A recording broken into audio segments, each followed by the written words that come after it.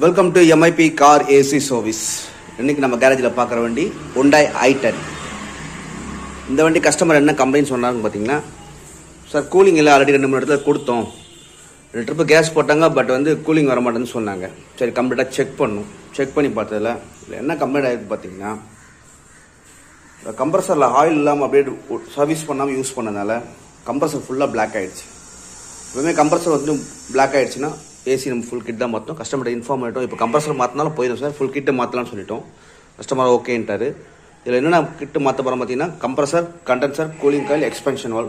i10 பொறுத்தவரையும் cooling coil மாற்றணும்னா நம்ம கண்டிப்பாக டேஷ்போர்ட் ரிமூவ் பண்ணணும். கம்ப்ளீட்டாக டேஷ்போர்ட் ரிமூவ் பண்ணியாச்சு. ரிமூவ் பண்ணிவிட்டு எவாப்ரேட்டர் காயில் எடுத்தாச்சு. இப்போ என்னென்ன மாற்றணும்னு பார்ப்போம். இது original compressor, evaporator coil, condenser வண்டியில் ஃபிக்ஸ் பண்ணியாச்சு. ப்ளஸ் எக்ஸ்பென்ஷன் வால், எல்லா ஓஸும் கம்ப்ளீட்டாக க்ளீன் பண்ணணும். போட்டால் பர்ஃபெக்டாக இருக்கும். இந்த வீடியோ பிடிச்சிருந்தா ஷேர் பண்ணுங்கள்.